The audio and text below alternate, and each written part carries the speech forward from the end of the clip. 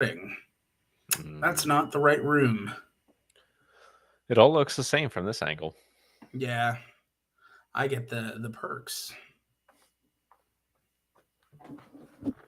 All those streamer perks of I just get to see what it looks like behind the curtain. So perkish.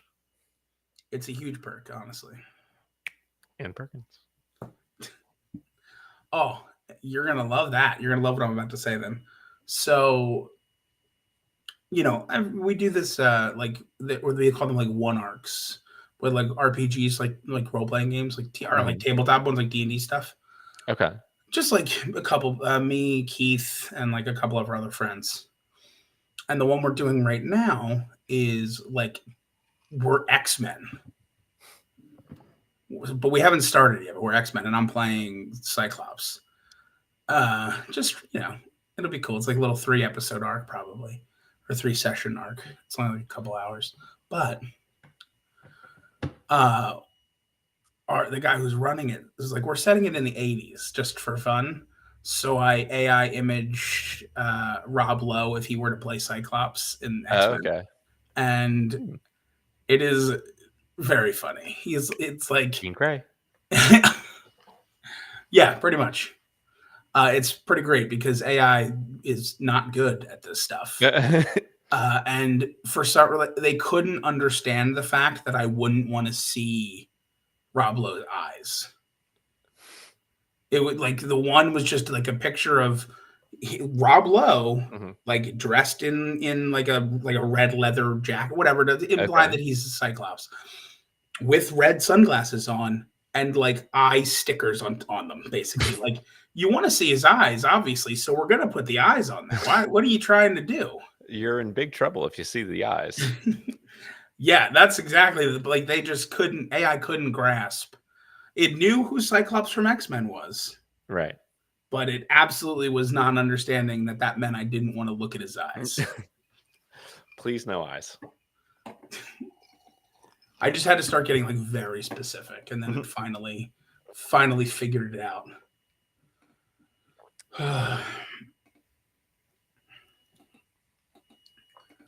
All right, let me get all my notes together.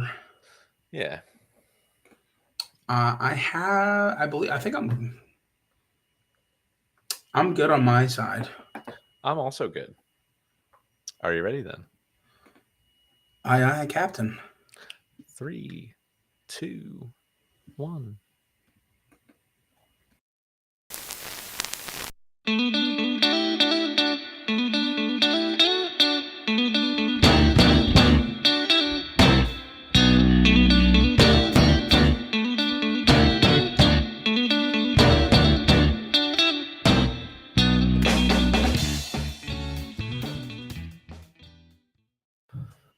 Oh yeah. All right. Make a podcast, baby. TotemTalks all night. TotemTalks all night. Yes. I started and I was like, Nick has one job and he better come through on it. Yeah, it's like the opposite of what our jobs usually are. Exactly. What's going on, everybody? Welcome into another episode of Totem Talks. We're on season 7, episode 4. That's right. Which is bizarrely titled. Yeah, well, I wasn't prepared for this at all. I gotta go back. We couldn't before we went live for our streaming, which we do right Thursdays or sometimes Fridays of the week, and you should check out all of our stuff to figure out when that is. And you should join and come hang out with us here. That's because it's the most fun you'll ever have. We're having a grand time. We're having a high-flying time. But we couldn't decide what to title the episode. Evening, Keith. And so I just figured something out. All right, that's right. I just figured something out. What's going on, Keith? I'll explain the concept of the episode as we get into it. Yeah, of course. I had no doubt. Yeah. I had no doubt you would. But before you do that, you're Nick, I'm Pat. We're Totem Talks. And we are in a never-ending struggle to find the greatest musical artist of all time. That's right. And by jolly Nick, I think we did it this week. I will far and away. I'm not going to spoil, but I am willing to make one call, I think, definitively today. Okay. What that call will be and when it will happen, you're just going to have to stick around. But I'm willing to make a full blown assertion. You're making an assertion now. Yeah, like that you will eventually make an assertion later. Correct. Yes, that's right. I love it. I think honestly, it's a great way. I don't want to give any more away than that. I mean, so I'm already saying too much. Yeah, you're already saying in your opinion-based podcast that you will have an opinion later on in the podcast. Correct. Well, and what I mean by this is we always have opinions. You know, we give context to things, and we do every once in a while. And obviously we frame this as we're going to keep going, and we're going to try to listen to as many artists as humanly possible before we die. Hopefully, all of them. Yeah, maybe that seems reasonable. But obviously, in that search, it is implied that there never will truly be an answer as to what the greatest artist is or the best album and this and that. But I have a definitive answer. I am making the call on something tonight. Oh my! So I'm interested, and I already know what it is. Yep. But you framed it in a way that I'm now interested, which is good. That's what I wanted. Pretty good. Oh man! Well, Nick, without any further ado, yes. Do you maybe want to tell us the artists we're covering today? I do. And so the theme of today's episode, unlike many of our other episodes, which have a sensible theme, essentially, as I was putting together, I was looking at the artists that had been scheduled on the old types of seasons with 3 artists and whatnot, trying to match people up to, in ways that we get a fun little theme out of it.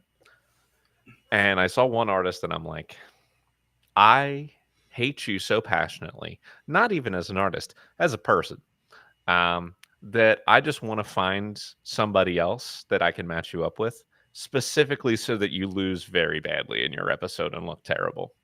And so without any further ado, we're starting things off today with Tom Petty and the Heartbreakers, and we're finishing things up with Kid Rock.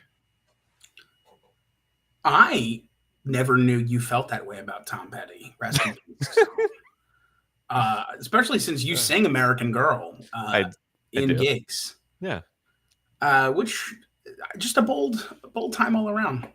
Although you know what, Nick? Before we get into Tom Petty, I have a bone to pick with you about American Girl. All right.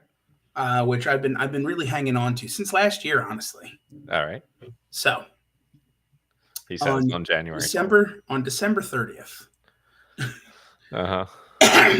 We had a gig where we were basically closing down one of our favorite places to play. They were sadly closing the doors, and we were figuring out, going in to have a great time with everybody who's there and celebrate. Week of, I get a lovely case of the flu. just really enjoyed it. It was one of the best cases I've ever seen. Really, I miss it dearly. I don't. Yeah. But I was questionable to sing that Saturday because this was correct. Got all the medicines I needed to both get feeling a lot better, but also no longer be contagious, broke fever, all that stuff you need to do. And we determined that I would be singing in a limited capacity. I go to the gig, Nick and Alex both pick up a lot of the vocals. I sing like every 4th song, and even those are very limited. Just basically more of just like I wanted to be there for the closing down and for like all of our friends that were going to be there, like the owners who had been really great to us. I wanted to be there for them. So we wrap up. We sing Freebird to wrap up. A nice, easy vocal for me. A really good show-stopping song that drunk people love to hear you play at bars. Yeah. Absolutely love it. And I start dismantling things. We have one guy just loudly clamoring for an encore and won't take no for an answer. Oh, my God. So Nick agrees to do an encore. He'll sing an encore. So I give him a microphone because I'd already taken and dismantled the microphones because I was ready to be Fully, out. piece I by did piece. not feel well at that point. I was just tired. This was the first time I'd been out of my house since getting sick. And Nick, now he's the only one with a microphone. I have the parts of the other, like the batteries and stuff, because it's a wireless mic set. Starts American Girl, which, as Nick just demonstrated, has harmony. Yeah, but keep in And mind, I had no idea what the hell you were doing with the microphones. I'm just like, we have one song, and it has to be good enough to be an listen, encore. he's got harmony. It's got a high harmony part, which you just demonstrated. I don't have 10% of my vocals at this point. Well, it was for the audience to fill in. Well, they didn't, and I had to turn on a microphone and sing that harmony. You didn't have And to. Nick, have you met me? I had Yeah, to. I mean, If the harmony wasn't there, that would have bugged me you know for what? weeks. Your Then I'd be problem. coming onto this podcast and saying I got a bone to pick with you about American Girl. Your problem You is left the you know. harmonies. Here's what I have to say about that. Tom Petty and the Heartbreakers were an American rock band from Gainesville, Florida, formed in 1976. The All band true. originally comprised of lead singer and rhythm guitarist Tom Petty, lead guitarist Mike Campbell, keyboardist Ben Montench, drummer Stan Lynch, and bassist Ron Clare. Before we get any further than that, because we're about to, go ahead. I want to officially nominate Ben Montench for Great one name. of the best podcast names. We talk about them every once in a while when a really good name comes in. Ben Montench, it's up there. Official real name. Yeah. Benjamin Montmorency Tench the Third, and he is not British. Okay. With a name like that, you think British. Sure. I just want to tell the audience this man is not British. He is also from Gainesville, Florida. Okay. Well, we covered 3 of their albums, Patrick. We started with the 1976 eponymous debut, Tom Petty and the Heartbreakers. Yes, we did. We followed that up with 1979's classic, Damn the Torpedoes. Absolutely. And we rounded things out with the 2014 release, Hypnotic Eye. And I will start things because Tom Petty is my artist. Wow, I get to take so much time off. I know, right? Well, you annoy me enough, and I'm like, all right, I got to just keep moving through this. Get him to shut up. So here's the funny thing about Tom Petty. Like, in retrospect, we can look at this record. Like, the album cover is pretty iconic. I think it's pretty recognizable. You get 2 of his biggest hits of all time are on this. You got Breakdown and American Girl both on this record. But it was, like, not at all a success. Like, it was a record that was doing a whole bunch of nothing. They start touring in the UK on it, and it was actually the single Anything That's Rock and Roll that became a hit over there and started to essentially like raise their profile. And essentially that they had like a full year after this album was released of mostly very positive reviews of it before it caught on at all and started like getting them any kind of recognition and airplay. And it eventually goes gold at some point. And here's the thing about this. I think it's a good album. I mean, I enjoyed it a lot. Not just the hits, but it's your introduction to Tom and his like very unique voice. It's different. It's very different. It's hard to describe exactly. He doesn't have a very great diction, but it's so endearing. Like I hear Tom and I'm just like, I love this guy. And while the songwriting of the group probably hasn't peaked at this point, like they're just kind of getting their idea together. There is an identity. There's the beginnings of some like serious talent as songwriters, as rock songwriters, with the group. And it's what's interesting. What I do think they have right off the bat is, and this is something that Petty himself would talk about, like they would kind of get lumped in with certain subgenres of rock and roll music, like Heartland rock and things like that. But to me, Tom Petty and the Heartbreakers are like quintessentially a rock band. They're like the quintessential rock band. And they do that while still having like what is to me a very recognizably Tom Petty and the Heartbreakers sound. Like if a song that was by them came on, and there was like a 30-second intro before Tom started singing, I would probably be like, that sounds like Tom Petty and the Heartbreakers. And if a song that was by them came on and there was like a 30-second intro before Tom started singing, I would probably be like, that sounds like Tom Petty and the Heartbreakers. I would probably be like, I wonder if this is a Tom Petty and the Heartbreakers song. Like it's a recognizable style of writing and playing that they have as a group. Sure. Yeah. Listen, I get a lot of what you're saying here.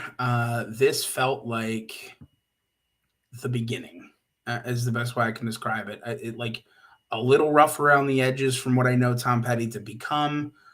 Breakdown an American Girl, notwithstanding, if anything, they're the gems that show Oh in yeah. the the slightly gritty rock of like what we're gonna get here eventually when we figure out everything that we are Mm-hmm. these style of songs, but in more numerous occasion. Tom Petty's voice is something, man. It's so different. It's something. It is one of those voices where, depending on the song, depending on the line of the song, I will love it or hate it. Mm-hmm. But I will rarely be indifferent to it. Yeah. So take that for what you will. It's it's definitely a net positive for this group. Oh, for sure. Because there's Whether or nobody who not you sounds like like it them. or hate it. Yeah, exactly. It's such a unique voice that it becomes that instantly recognizable sound. I know you mentioned that just based on their songwriting, you could recognize it. Yeah, especially I mean the guitars like the interplay between Petty and Mike Campbell is to me instantly Mhm. recognizable to the point where there have been other artists on the podcast where I'm like, is somebody on this from like the Heartbreakers? And then we would go and look and it's like Mike Campbell played on track 7. I was like, oh Yeah. shit, yeah. Sure. And listen, I get what you're saying from a point of like if you're listening to a song, but Tom Petty's voice is one of those things where like you could not be listening to that song. It could be playing in the same room, and one of the lines will stick out in such a sharp way to you that you'll be like, "Huh?" And then you'll hear the rest of the line, be like, "Oh, it's Tom Petty." It's like a klaxon bell. He Okay. he alerts you to. I He mean that does. in a He good alerts way. you to his presence. He Yeah. alerts you to his presence, even if you're not searching for music. Right.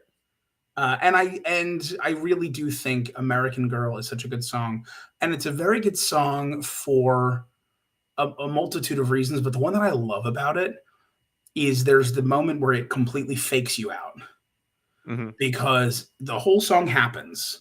Then there's like the solo. Then there's the reintroduction of the intro, Yeah. which every music listener would think means that they're going to come back in and sing more. Yeah. And then the song solos out and Yeah. ends. And it's just like, wait, what? Like, and then I love even more that not only does that song end, the entire freaking Album. album ends Hmm. on that fake out. It's such a good moment for me. It is. All right, damn the torpedoes. That's I. Oh, the album. Yeah, the Hmm. album. Right. I was having an opinion. You're just very upset about Really, torpedoes, no, generally really speaking. against torpedoes. Here's the thing with this one. This album, for my money, has less of the best known Tom Petty hits than the first album. That is incorrect. There are 4 singles off of this that I would consider Tom Petty and the Heartbreakers hits. I would consider them hits, but I said like less known than the 2 hits on the first one. I Okay. think Breakdown Yeah. and American Girl are bigger songs Okay. 4 than these songs 4. on this album for sure would be on like any compilation of greatest hits. Again, I'm not going to disagree with you on that. And I'm not like, we're talking about 2 halves of a coin here of like all 6 of these songs are hits. I think American Girl and Breakdown would be in the 1-2 range. And these songs could be, 3 through 6 or 7 or whatever. Hmm. That's all. That's all. And that's just in my listening of Tom Petty, which is mostly through radio and or like gatherings rather than like deep dives into Tom Petty's and the Heartbreakers themselves. Hmm. So that's all. However, this album is a much more put together album all the way through, as in it feels more polished. It feels more all the way through like the Tom Petty style and vibe that you get. Whereas in the first album it was like rock and roll and like it was good and they had like starting to get a distinct style, but it felt a little not generic, but like not quite Tom Petty and the Heartbreakers. This is fully that. Every song is like that. It feels really cohesive, and I really enjoyed it. Honestly, this album was one where like the 36 minutes crept up on me, and by the time it was Mhm. done, I was like, "Oh, we're already done." Sure. But Yeah. this one is probably my favorite of the week. Yeah, I would agree. I mean, I know what my top 3 and my bottom 3 are. But yeah, I mean, Damn with Torpedoes is a classic. It's currently 231 on Rolling Stone's top 500 albums of all time. This is a band that's fully realized their sound. Yeah, Um, and while we mentioned like there were 4 songs on here that were hits for them, it's not like the songs that were a drop off. no, Like you had good, consistent, likable, enjoyable songs on every track of this record. What I really like again is the interplay between Tom and Mike on guitars, and you have hits like "Don't Do Me Like That," which are super piano heavy, and you remember how much of an asset Ben Montench is to this group, especially on that song. I mean, it's really piano and organ that are yeah, essential. But on the other songs that are much less piano focused, when you listen in, because this is not the first time I've listened to this record, but just listening and thinking about how a lot of his organ sounds are used to really like create atmosphere on a lot of these songs, like how well he serves the song when he knows that it's not his instrument's turn to be kind of like the featured sound for that particular tune. So I really appreciated that about his playing and about this record in general. cool, cool. I see you're moving on. Go on. I just have to, I have to call attention to Robert Christgau, Ugh. because we often talk about him on Yeah, yeah, yeah. show, Mr. Costco himself. Uh, he gave a middling to fair review of the first album, which whatever. Okay. He compared it to like a comic book, or like a comic strip of just like it's fine, and I was like, Okay. okay. In this one, this is what he says. This is a breakthrough for Petty because for the first time, the Heartbreakers are rocking as powerfully as he's writing, Okay. which is like, first That's off, a major that's compliment. a major compliment. And then it goes on to say, but whether Petty has any need to rock out beyond the sheer doing of it, whether he has anything to say, remains shrouded in banality. And thus he establishes himself as the perfect rock and roller for those who want very good, because Petty really knows his stuff. Rock and roll that can be forgotten as soon as the record or concert is over. So, like, I That just have to comment on Robert Christgau's ability to have the hardest of hit backhanded compliments Yeah, all the almost time. Yeah. contradictorily so, yeah. Like, Petty's really good and Petty really knows his stuff, but also it's so boring you'll forget it Yeah, the second it's over. that's And it bizarre. says, this is rock and roll that won't disturb your sleep, your conscience, or your precious bodily rhythms. Okay. Like what do you like? What? Okay. I Sure. just had to like. I read that review and I was like, I have to mention this. Yeah. Yeah, that's okay. I think he's being a little masturbatory with that kinda nonsense there. Robert Christgau, I what? know, I know, he would never write that way. Anyway, Hypnotic Eye. First thing that's the craziest fact in the world about this album is that Yeah, it was the first and only #1 hit album that the Heartbreakers ever put out. absolutely shocking to me. Like, what? I mean, all of their albums charted really, really well, but this is the first one to go to #1.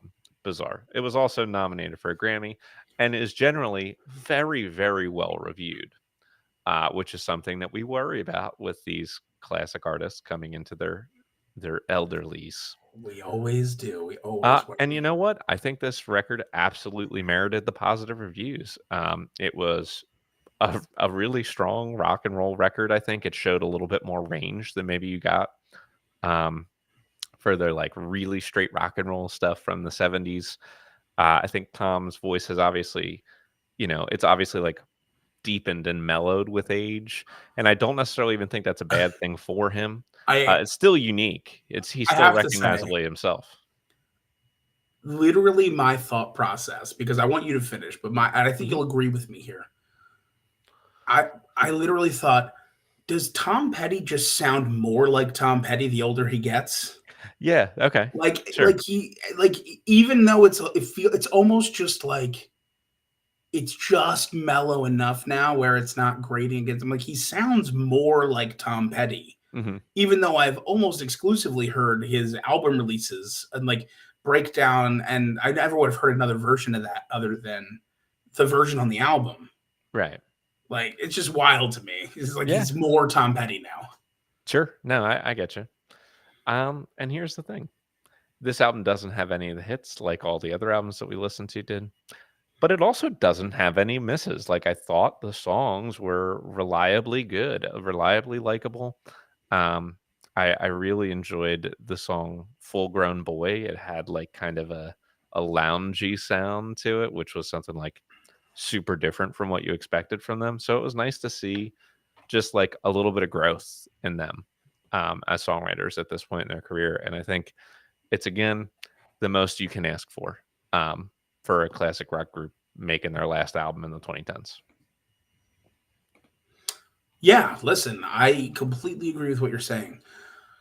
Uh, I listened to this album with a lot of apprehension, as we've mentioned, but pretty quickly just kind of fully got on board.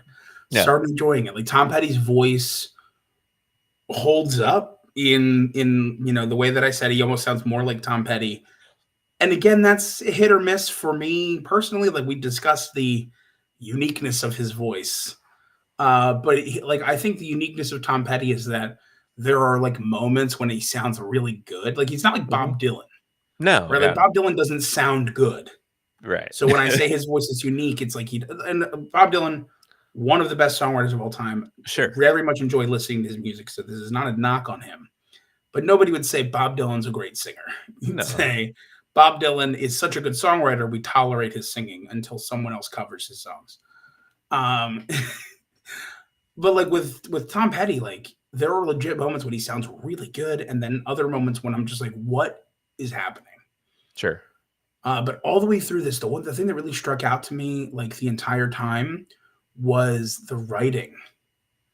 Uh, in both senses of the words, like the songwriting, which you had already mentioned, has some other stylings involved. Like there's a bit more lounginess, a bit of Sure. like a little like quick shots of jazz, or like just like little Hmm. drips of it in really good ways, and it really broke up not the monotony of Tom Petty because I don't think he's monotonous, but like it added all new layers to the Tom Petty music that I have known my whole life.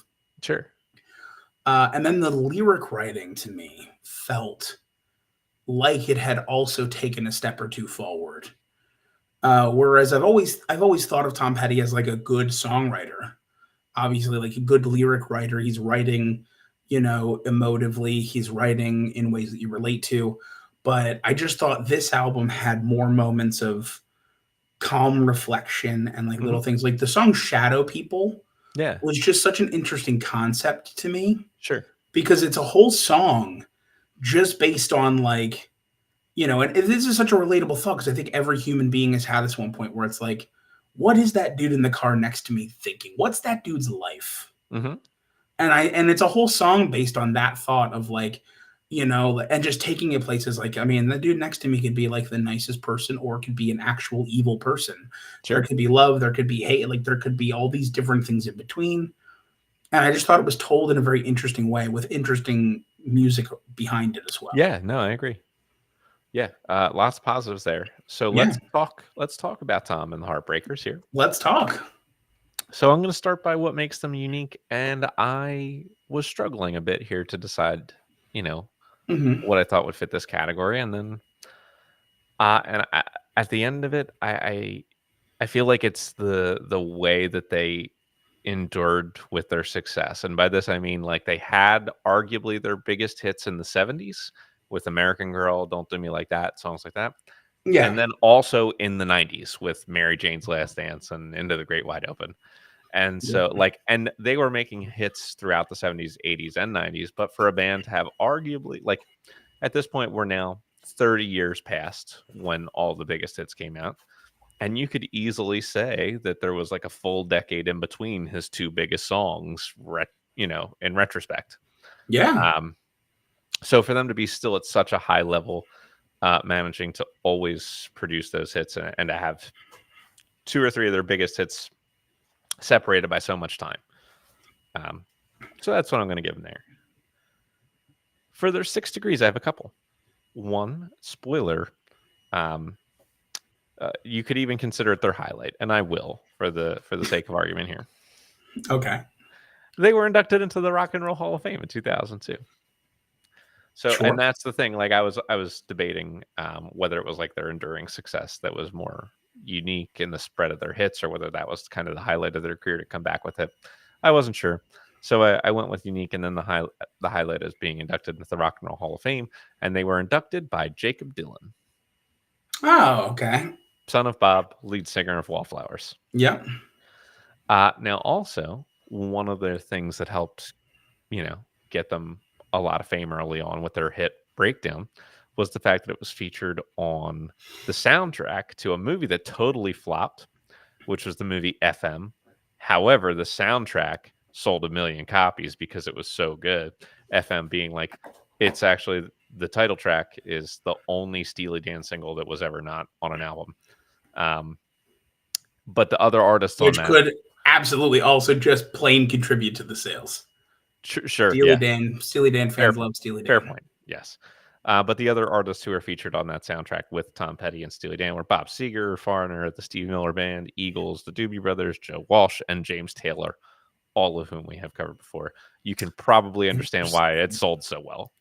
We almost we're potentially sharing a 6 degrees there, Nick. Oh, that makes sense. I could see it. All right. So I'm going to move on to the meanest and nicest things. Okay.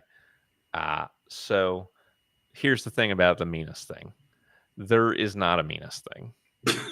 Like I am trying to figure out what I could have put for it, but it really seems like Tom was just a wonderful guy. Like everybody loved him. After the Heartbreakers and they became like huge superstars with Dan the Torpedoes. MCA, who was his record label, which I'll talk more about in a minute, they basically were like, okay, you're a superstar prices. The standard cost of a record album at that time was $8.98. For superstar prices, they wanted to make them $9.98. Sure. Now, this is going to mean more money for the record label and presumably also for the artist. And Tom Petty said, fuck no, I will not allow it. Why you're either going to sell the album for $8.98 or you can't have my album. Like he had considered like a handful of different strategies to fight it essentially until MCA gave up. Like he was considering, I think, renaming the album to $8.98 and like all sorts of different things like that. But like, and that set a precedent for a lot of other artists to, kind of look up to, hopefully. It's more important to get your music in the hands of the fans than it is to personally enrich yourself more. So that's very cool. So the whole backstory here is what I'm going to call, I guess, the low light, but you could also, have whatever other thoughts about it you want. So Petty in 79 has to file for bankruptcy. Like he's feuding with his record label. Basically, the costs of the recording were so much, and this is very common, that major artists can find themselves in debt trying to recoup all the costs of recording and touring and blah blah blah blah blah. Sure. So going into Damn the Torpedoes, he had he's got success. His second album went gold. Retroactively, it took a year, but Tom Petty and the Heartbreakers did start to take off and went gold. And he was pissed off about his contract. So then his record label, Shelter, was sold to MCA. And during that sale, he basically was like, well, I didn't sign a contract with MCA. I am a free agent. I don't, you know, he was quoted as saying he would not be bought and sold like a piece of meat. So he completely refused to allow his next album to be released. So he went $500,000 in debt to record Damn the Torpedoes, personally. And then he filed for bankruptcy, hoping to gain leverage in his legal dispute by having the bankruptcy court declare his unfavorable contract null because he had felt he had signed it under duress.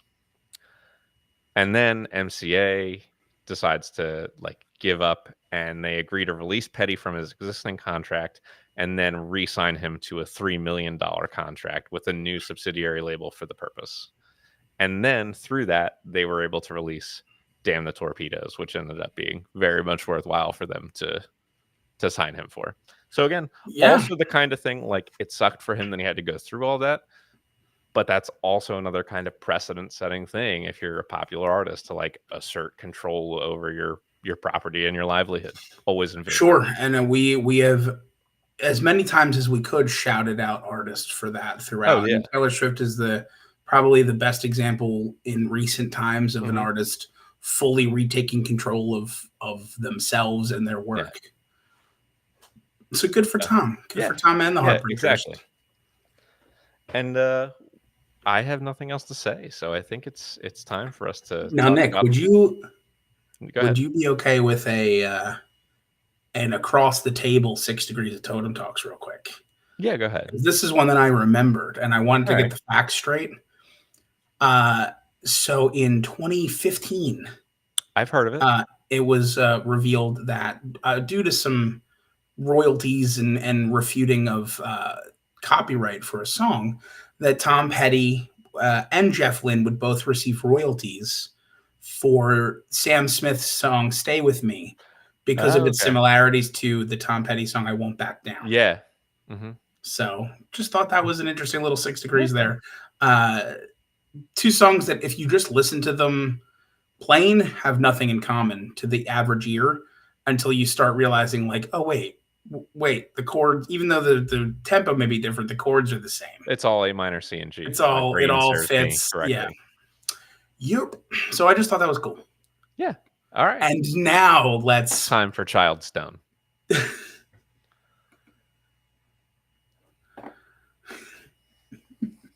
Child Stone indeed. All right. Oh man. I'm gonna need another drink. I'll be back. Getting that water. Oh, you mind grabbing me a water while you're up? Yeah, no problem. Thanks, bud.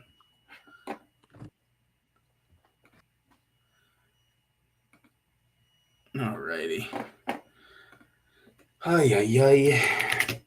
Ay, ay, ay.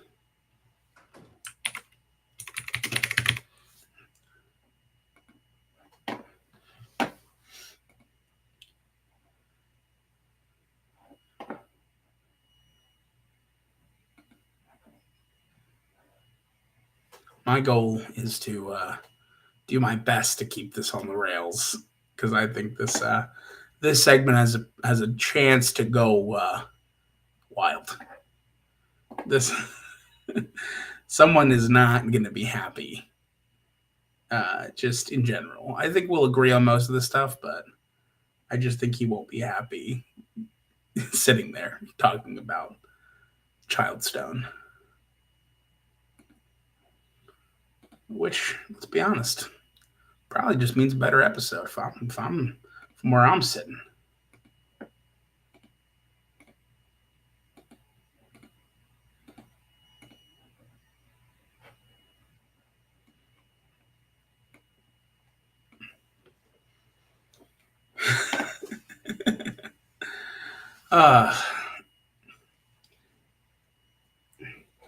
I'll tell you what. The listening for this week was an adventure. All the Tom Petty stuff was fun but expected, I guess you'll say. Fun but expected. I knew what I was getting with Tom Petty. I wasn't surprised by any of the Tom Petty. I was maybe the last one just for how much it holds up to his other work. I had zero expectation for Kid Rock and was still shocked by the albums because I hadn't heard 90%, 95% of Kid Rock songs going in. So we're in for it. Question: can I leave and come back? Just this tab, because after you Oh, deleted the spam, I can no longer see any of the comments. So like all Keith's stuff is gone. yeah. Go ahead Let and me leave see if and I come just back. reload it, if that works. Well, we'll see what happens. Until then, it's just me for a few seconds. I don't like that it just says Kid Rock, so I'm glad Nick's back. I am Kid Rock. Hopefully that works. We'll see if Keith ever comments again. My God. Listen, I'm ready if you're ready. Dude, like, here's the thing. I was expecting to take minimal notes, and then I just started getting angry.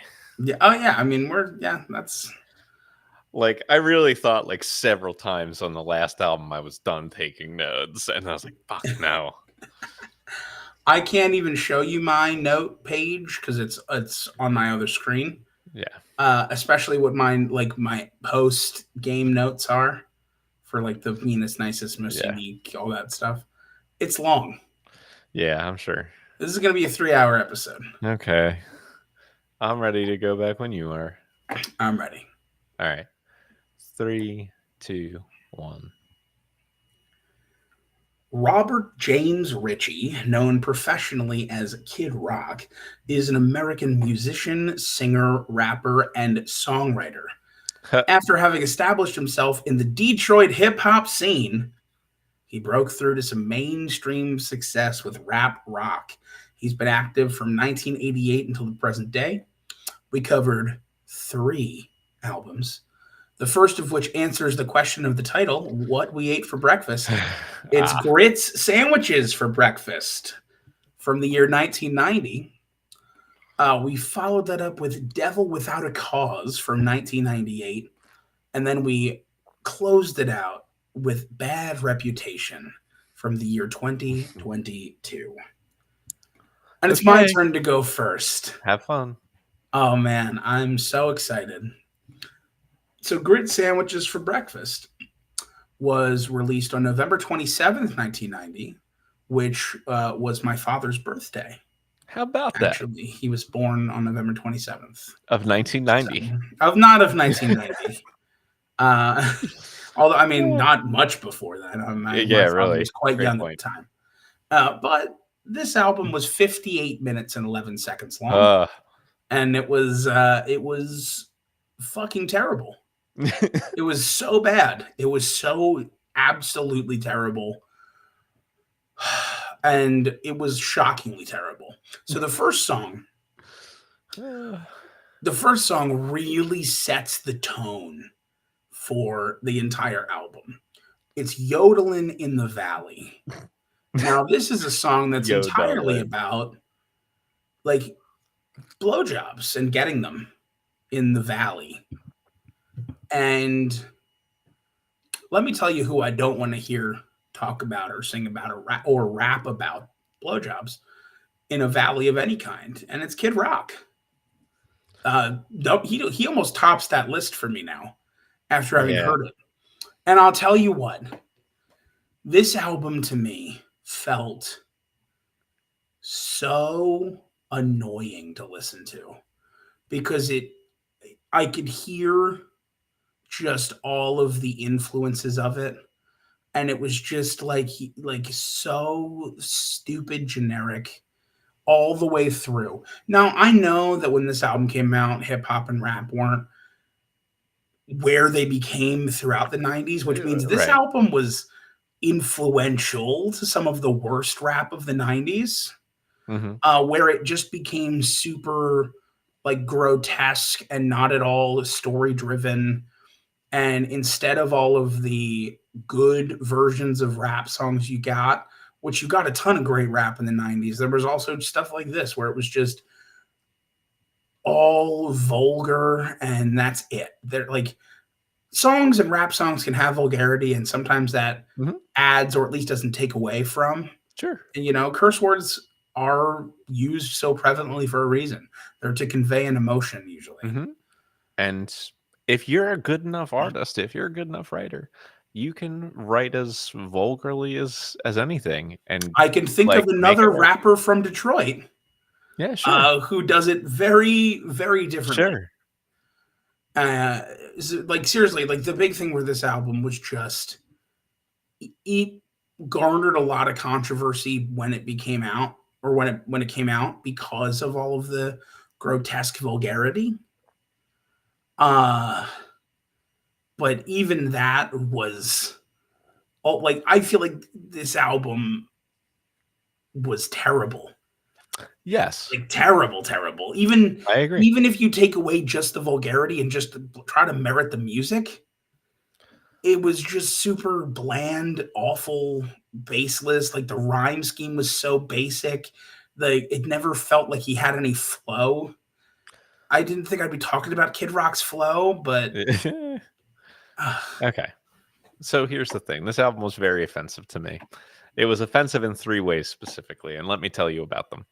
The I'm first excited. way it was offensive was the lyrics, and Yeah. what's great about the lyrics is that his record label at the time, they were not able to promote his album because they considered the lyrics to be unprintable, um, which, as offensive as and horrible as the lyrics were, they are still amongst the least offensive and idiotic things he's ever said in his life. Um, the second thing that I found offensive about it was this.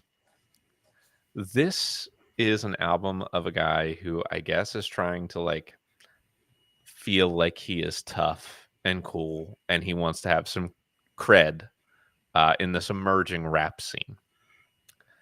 And two of the songs on this album make lyrical references to folk singer Jim Croce. He talks about Bad Bad Leroy Brown, and one of the songs Uh-huh. is literally "New York's Not My Home," like the Jim Uh-huh. Croce. Like, is that what you think is gonna make people think you're a tough guy? Like, listening to Jim Croce? I am so glad. So I had that as my alternate 6 degrees. Okay. And I literally put, I think Nick's gonna talk about this. Mhm. So I had another one in my Yeah. pocket. I'm And glad so we know that's each and other so it's a disgrace to Jim Croce. well. It's a dishonor, to his greatness. But here's the thing. That ties into the last reason I found this album offensive. And I found this album offensive again because the character he is trying to create for himself here is the most inauthentic, pandering bullshit coming from a kid who was born with a silver spoon in his mouth and grew up filthy fucking rich. It's Yeah. so inauthentic. Like this is where you start to get the feeling with his music that like he remember when we did the half season and I was like, is Keith Urban the most inauthentic musician of all time? Kid Rock makes Keith Urban look like Miles fucking Davis. Um, the levels of inauthenticity are off the charts. They're unreadable. So Devil Without a Cause. Yeah, Devil Without a Cause. And my first comment was like, "Fuck it, let's just go back to listening to Korn again." Um, this, um, Come on, ball yeah. with the ball, the bang, the bang. So okay, so that was the one song that I vaguely kind of knew about. Like, Yeah. I was pretty sure the ball with the ball to like I'd heard that. What I didn't realize it was like the first 2 minutes of the song was him just chanting that with some other stuff like, oh, it just keeps going and going and going. Um, but here's the thing. I had heard if any more of those songs besides Ball with the Ball, whatever, if I heard them as a 6 or 7 year old child, my brain decided to leave them in 1998, and it was for good reason. Um, I mean, I got as far as I could into each one of these songs, um, but it was hard to listen to any of these songs. It was it was really hard. I found him like And I don't know if he's making references or if he was just straight up trying to steal. Like there was some Sugar Hill Gang references in here. He like kind of with some of the lyrics from Rapper's Delight, to mix them into what he was doing. And I don't, again, all I can be is offended for the Sugar Hill Gang. Um, Yeah. and the last song, a black chick, white guy, which is 12 minutes long. I mean, it stops and then there's like a hidden track or whatever. It's a long song either way. And it was a song that when it started, I said to myself, well, I don't have any hope, but this song does have the potential to like actually have some somewhat decent social commentary to it based on the subject. And it turned out to be like creepy incel garbage. And like he could have said something interesting about society, but he instead chose to be a misogynist. And fuck him. Well, or don't. Yeah, no one should. Or don't. I echo a lot of your sentiment here. This album is throughout less crude than grit sandwiches for breakfast, which I think is part of the reason for its exploding popularity. Sure. That with Ball with the Ball as well. It's hard to say, but it's no, what is it, Bip Bop? No. I love Bip Bop and Mumbo. No, Mumbo and Bip Bop. It's no Mumbo or Bip Bop. But Ball with the Ball had a huge. It's rhythmic. It's fun, I guess. Sure, I understand people used it for. It was used mainly in like films and like soundtracks, and that's like it's really good for that. It's like the what's that other one? The wow, like that one, like the one that used in Ferris Bueller and stuff. Like I don't know off the top of my head. It's good for that.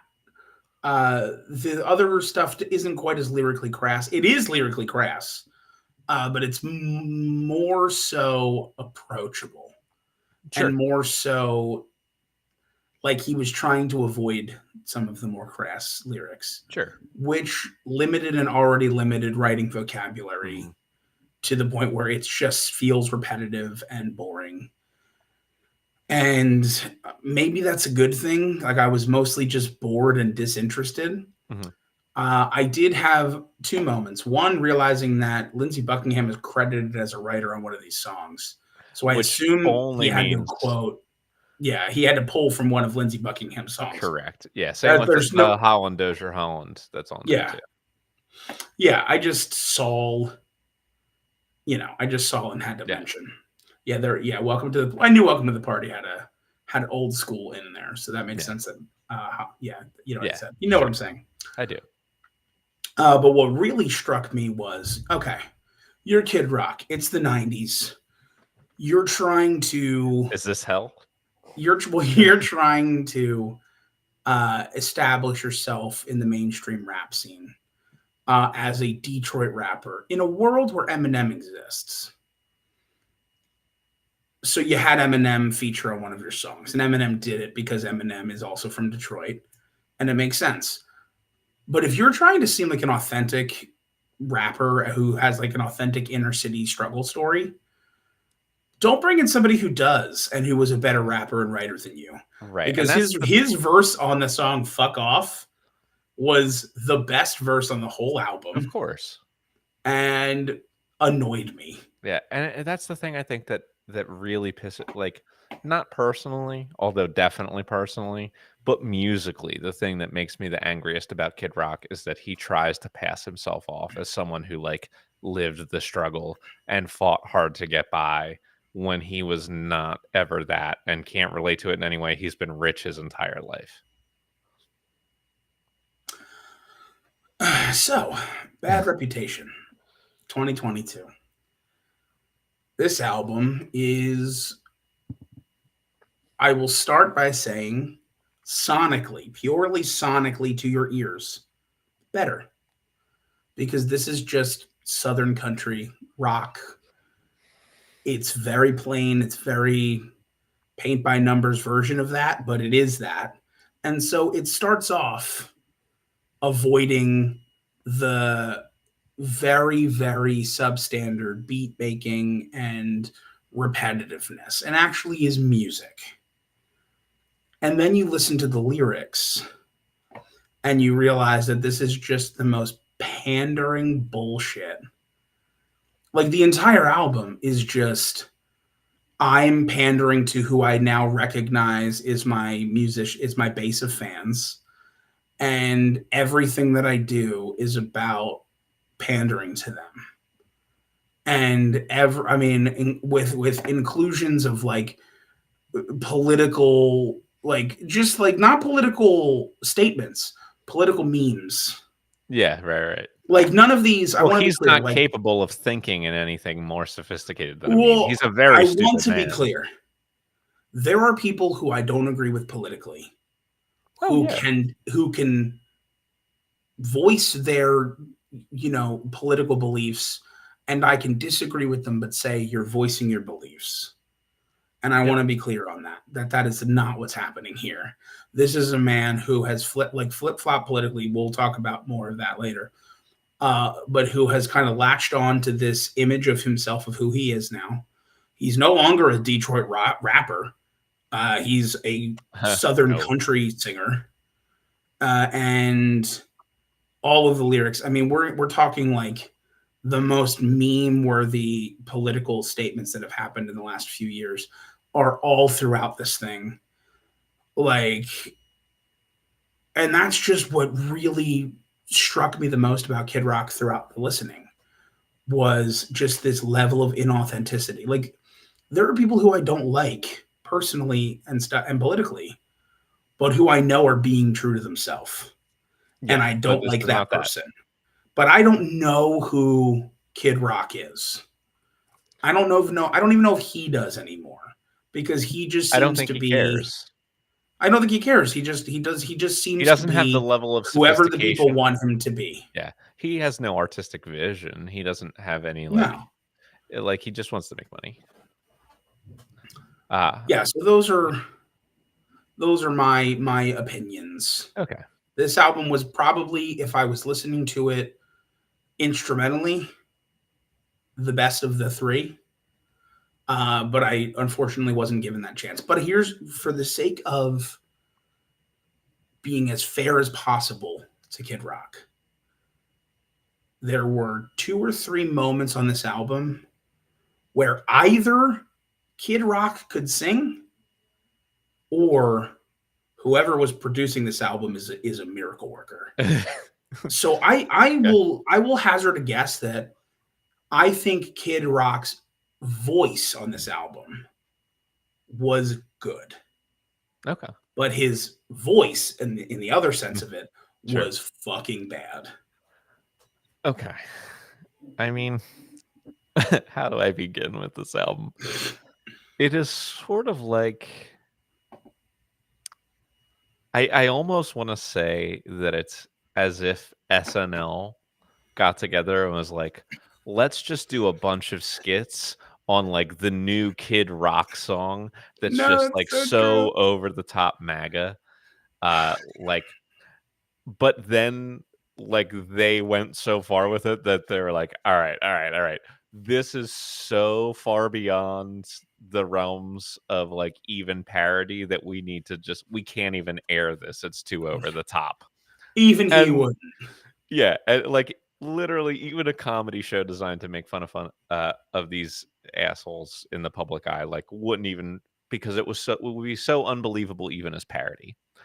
And that's what these songs were. They were Yeah. like this this album is 40 years of anti-intellectualism as a philosophy in the United States. Um Yeah. The entire purpose of this album is to make like this is the the people who have been culmination. propagandized to believe Yeah. this go rah rah rah. Like that's all it's for. I genuinely believe that we could do like a full half-hour long episode on every song in this album to explain why it was terrible. Okay. Um And here we go. it's Okay. yeah, Number right, one. exactly. I mean like it's mindless propaganda. It's this album was if ChatGPT could create music and you typed in what would putting Donald Trump's penis in your mouth be like as an album? And ChatGPT would have just churned out Bad Reputation by Kid Rock. I mean, like, and the scores when you go like look this up are hilarious. There is Album of the Year, which is an album review website and like music interface where people rate and put up stuff. Has a 6 out of 100 with 650 reviews. And like that's pretty much like everywhere when it would be like 0.8 out of 10, or like, you know, like it's just absurdly poorly reviewed, and all the reviews are just like, I don't even understand what I just experienced. It's like everyone is like experiencing trauma from having listened to this album. It's very poorly done. And again, I just want to reiterate, the political beliefs on the album are really not the reason that I'm hating it as much as I am. And I think you agree with me. I don't know. I'll let you say your piece and then I'll... Sure. The political beliefs are ones that we don't agree with. Right. And I think we're in on that. The reason they're frustrating and the reason that they're contributing to my hatred of this album more so than anything else is just how disingenuous and super disingenuous, completely false it feels. Yeah, right. It just feels like you're catering to a crowd, and that's all you're doing. And I would rather listen to somebody whose beliefs I disagree with, who actually believe the things that I disagree with. And okay, so yes, that's half of my explanation, but the other half of it is like, it's not like a respectful disagreement. You know, it's not just like someone who believes something different than I do, whatever. Like, there's no explanation, there's no logic. It's just like, let's scream stupid catchphrases. Like, you know, it's not thought out. Like, if somebody said something to me that was, well, like they had their reasoning and there was like meaning and feeling behind it, and thought behind it in some way. But there is no thought behind the set of opinions that are propagated by this propaganda. There is no two brain cells to rub together behind what's happening here. Cool. And one last thing. I want to say one last thing. And it's almost like a 6 degrees of Totem Talks too. Because so here's the thing, and it's for this episode. There was a song on this album called The Last Dance, which for like the first 15 or 20 seconds, there's like some little musical intro. And then right before the verse starts, you hear 3 chords get hit. Bum, bum, bum. And they're the exact, and I pulled both songs up at the same time and went back and forth 3 times. They are the exact same 3 chords in the exact same rhythm that start the song Stop Dragging My Heart Around by Stevie Nicks and Tom Petty. It's the same bum, bum, bum. That's funny. The same exact thing. Literally the same 3 chords, same rhythm. Maybe the best 3 chords in the whole album. I guess so. Okay. Time to talk a little bit about Kid Rock. The unique thing was actually one you kind of touched on already. So, especially in his earlier stuff, not so much in Bad Reputation as we discussed, he raps a lot about being from the streets. He represents himself as this Detroit inner city rapper. The interesting thing about that was he was raised in the suburbs of Detroit on a very large property that included a swimming pool, an apple orchard, a barnyard for their horses. That level of wealth we're like talking a 5,000 square foot house. Not just a yard. We're talking swimming pool, apple orchard, and barnyard for their horses. His father owned multiple car dealerships and was very well off. And at the age of 15, I guess after being spoon-fed too much wealth, Kid Rock did like run away from home to live in the city for a couple of years, but was still, from everything that I could see, being mostly financially supported by his wealthy father during the time, leading to some, we'll say, discrepancies in the validity of his claims in his Mhm. rapping about being an inner city rapper who was like Yeah. all hardcore Detroit streets. We'll say. We'll say that I don't write songs about being from like the hard streets of Philadelphia because I was raised in the Northeast. Yeah. Uh, I did not have an apple orchard. I want to be clear. No Fair apple enough. orchard. We did have one Japanese maple tree. Oh, I'll fuck remember it you. fondly. Well, it just was there. We didn't Bring out the grow it. guillotines. Yeah, I know. What can I say? Let them eat cake, everybody. Yeah. Anyway, highlight is obviously going to be Devil Without a Cause. It went diamond 11 times platinum, has sold roughly 14 million worldwide. It gave him, interestingly enough, a Grammy nod for Best New Artist, even though he'd been in the business for 10 years. Very strange. But I guess they didn't count all the stuff before that. Sure. I mean, that's crazy, though, to think we're walking the streets with 11 million people who bought that album. Like, that should make you fear for your lives. That is not the only thing that makes me fear for my life. Or not the only thing that makes me believe there's 11 million people that would absolutely think that. Yeah. Just, if I know one thing, it's there's roughly 300 million people in America. And if Closer to only 350. if only 11 million of them are crazy, we're doing something right. Yeah, and that's definitely not true. But anyway, I know. All right, so some lowlights. And here's the thing. Low light / meanest things, these are all going to kind of be a soup.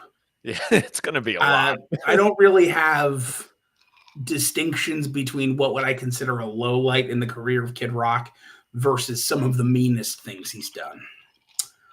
So we're going to get both. So we'll start off in March of 1991 and again in September of 1997. Kid Rock faced misdemeanor charges due to alcohol-related arrests in Michigan. So we'll start off light. A couple alcohol-related arrests. We'll go on. So in 2004, and I find this one ironic, he was criticized for his Super Bowl performance. So he performed at Super Bowl 38 in 2004, and he drew a lot of criticism from veterans, as well as Senator Zell Miller, for wearing an American flag with a slit in the middle like a poncho. He was accused of desecrating the flag, which is particularly funny to me based on who he considers his avid fan base now with the release of Bad Reputation. Yeah. Definitely weren't his fan in 2004 when he desecrated the American flag, according to, it just was ironic to me that would happen because honestly, that is the thing that gives him, I think, the most credit towards any of his beliefs now. Yeah, right. Is that he was doing it all the way back in 2004 because a lot of people who share his beliefs love to wear the American flag in various states of desecration all over their bodies. That's true. Okay. In 2005, he was charged with assaulting a DJ in a strip club. Could consider that a low light or a mean thing. Doesn't seem nice to do. I wouldn't. In 2006, the California-based pornographic company Red Light District tried to distribute a 1999 sex tape with him and Scott Stapp, the lead singer of Creed, not a 6 Degrees of TotemTalks, both receiving oral sex from groupies. But they were able to stop the release of that film for America to not have to see that. Well, that's okay. I'm not going to seek it out. Oh, it's not released apparently. Okay. Thankfully, I truly didn't check. I don't blame you. I want to be clear, didn't check. I don't blame you. So let's see. We'll move on a little bit. At the 2007 MTV VMAs, he got into a fist fight with Tommy Lee, also a noted ex of Pamela Anderson. So that happened. He was charged with assault, and then a month later was arrested and charged with battery for fighting a Waffle House customer. He somehow managed to get out of all of that with a $1,000 fine and 80 hours of community service and an anger management course. Yeah. Oh, yeah. Somehow was yes. Somehow with all that money. So in 2015, this could also be a 6 degrees of Totem Talks. Oh boy, We're up to like 24 degrees of this is Totem Talks interesting. here. He was criticized by fans for appearing in a photograph holding a dead cougar that was killed on a hunting trip with Ted Nugent. What an asshole! Yeah, What a couple of assholes. yeah. I thought you would like the 6 degrees with Ted Nugent. Yeah. It is The not two of the them, official 6 degrees. there's somebody that I'm sure that they both love that I think they should go hunting with. Fellow used to be the vice president of the United States, known for being a very safe hunter. I wonder who you mean. Anyway, we'll continue on. So in 2015, so 2015 a rough year. January of 2015 was the cougar. Later in 2015, following the Charleston church shooting, he was he was being protested. So the chapter of the National Action Network protested outside of the Detroit Historical Museum, which had honored Kid Rock, and activists were urging him to distance himself from the Confederate flag, which he had flown during concerts and had previously been associated with. Sure. And his response was he wrote an email to Megyn Kelly of Fox News saying, "Please tell the people who are protesting to kiss my ass." Okay. Could be a low light, could be mean to Yeah. not. I mean, here's the thing. I'm impressed he was even able to write that well. He did have a quote. This is not a nice or mean thing. This is just a. I hate people who do this. Okay. Who do this unironically. Like you and I will do it ironically sometimes to each other. Okay. But talking about his like sheer, not with the social media times, he used the term like I don't even face tweet or whatever people do nowadays. It's like, brother, you know what it's All right, called. come on. Yeah, You know what it's called. Like I'll jokingly say to you, like I'll look something up on the interwebs, but I would never go on an interview and be like, I don't even use the twit face. Yeah, the twit face. Is that what we're calling it nowadays? The Instabook? Like, come on, brother. Come on. Whatever. Yeah. All right. So Absurd. moving on. In 2019, Kid Rock again drew some controversy here because he was recorded making a series of inappropriate and inflammatory statements while intoxicated at his restaurant in Nashville. Including about noted celebrities such as Oprah Winfrey and Joy Behar. Okay. After receiving major pushback for his comments, Kid Rock's response was to close the Detroit branch of his restaurant. And when asked for comment, stated, "It's wise to go where you're celebrated, not tolerated." Oh my God. Then in a 2022 interview with Tucker Carlson, another real gem. Kid Rock said that he had nothing to apologize for regarding the incident. Okay. Just throwing that out there. And then we'll take a break from the low lights / mean things in this for a second here after this last one. In April of 2023, he posted a video on Twitter. Oh God. Which this I think showcases who Kid Rock is and why we disagree with him. Yeah. For the sheer hypocrisy of it all. He was shown on Twitter shooting cases of Bud Light beer with a semi-auto, which was seen as being a response to an advertising campaign by Anheuser-Busch that featured a transgender influencer by the name of Dylan Mulvaney. After the shooting, he exclaims, "His words, not mine. Fuck Bud Light, fuck Anheuser-Busch." And he was one of the people that eventually led to Bud Light's boycott and like the large drop in sales that Bud Light experienced. Yeah. He later promoted a brand called Happy Dad, which has been partnered with Caitlyn Jenner. So immediately the hypocrisy is real there. And then also in August of that same year was pictured drinking a can of Bud Light at Colt Ford concerts in Nashville. Because he doesn't care about any of it. It's all performance art.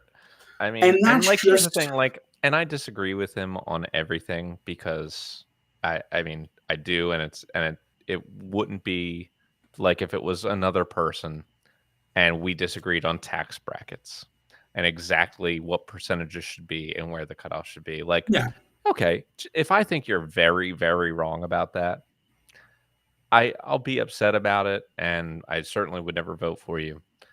But like, I'm not gonna constantly bash you as a human being. But Yeah. if we disagree on whether or not certain people who are different from us are human beings with rights, fuck you every way. Like I don't care. Like there's no nicely disagreeing if you're someone who's just like, yeah, I think this X group of people who are different are lesser than. Fuck you. Sorry. Can't do it. Can't kindly disagree on that one. Nick, a lot of times we, as people, try not to speak in sweeping generalities for both of us. We all are people with separate Mhm. opinions. Yeah. I want to be very clear. We share that opinion. I had a feeling. If you feel that way, kindly fuck off. Yeah. And I think Leave that's what needs everybody to be else said. alone. It's not that Yeah. hard of a rule to live by. Live your life. Yeah. Live your life and let other people live their lives. Cool. Now, here's the thing. I want to be very fair here. So we're going to take a break and we're going to talk about the nicest Kid Rock thing. Okay. And I mean this legitimately. I'm sure you do.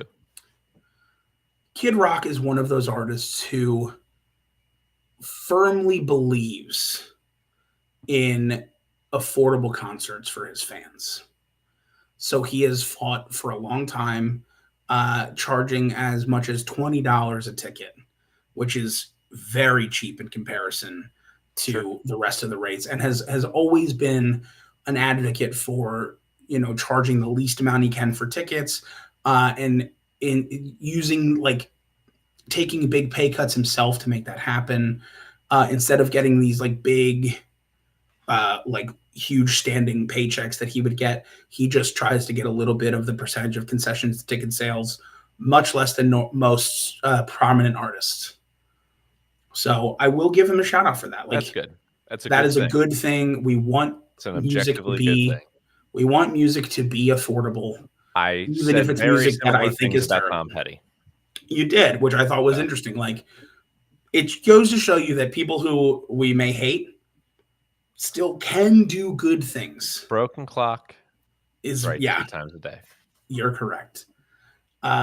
So we'll talk about some other of his less nice things. I broke them up a little bit. It's still going. Holy So cow. what I will say is, at best, you could consider Kid Rock to be politically ambiguous at times. We've At times, talked about actually. some of his disingenuousness. Mm-hmm. So he had previously at times vocally been supportive of Clinton and Obama. You know, praising the fact that America had finally elected a president of color, Fascinating. and liking them for their policies as well. It seems, but most notably, he was a staunch supporter of Mitt Romney, saying that what he loved about Mitt Romney is that he was a nerd. He was a really big supporter of George Bush, actually to the detriment of George Bush at the time, because it was still right around the time when Kid Rock was facing a lot of controversy for his previous lyrics, and right around the time of desecrating the American flag. Mm-hmm. So, was kind of a rough time to be, but therefore he was. And very notably, he is a very big supporter of Donald Trump. Oh, yeah. Although initially supported Ben Carson in that election. Just thought that I would say that. Then became a Trump supporter. He even sold T-shirts at his concert supporting Trump and referred to states which did not vote for Trump. And I want to be clear, even though he was a Ben Carson supporter originally, as dumb fuckistan. So the irony, I'm sure, was not lost on him at all. Yeah, well, yeah, that's fine. But the last thing I'll say is there was a lot of scandal in 2017 because, and I will paraphrase this. There's more on this story. Okay. Kid Rock basically like meme pranked everybody by saying he was going to run for Senate, and then had a website saying like Kid Rock for Senate, and convinced people he was going to run for Senate. And then afterwards went out and said he had never intended to run for Senate. It was all just a joke. But like Publicity came out stunt. and said things that he was exploring his candidacy, and that whether or not he ran, he wanted to register people to Senate. And then it turns out it was all just fake, and he just sold a bunch of merch with Kid Rock for Senate and stuff like that, and got a lot of backlash on the finding out that it was all just a big like stunt. Sure. And he did end up donating the proceeds of what he, you know, raised in the merch. So, or at Yeah. least some of it he donated. Yeah. So that Okay. so that was it. I So just worry about what kinds of things he donates his money to. he donated it Hopefully to something that's just like objectively nice. to CRNC Action, a college Republican group. So no, it was bad No, use of the money. it was only $122,000. Okay. I mean, here's what I have to say about that. I think if he had actually decided to run, like, there's a decent chance he could have won. Not Yep. And not because we live in the best or worst of all possible worlds, but because there's a good chance we live in the stupidest.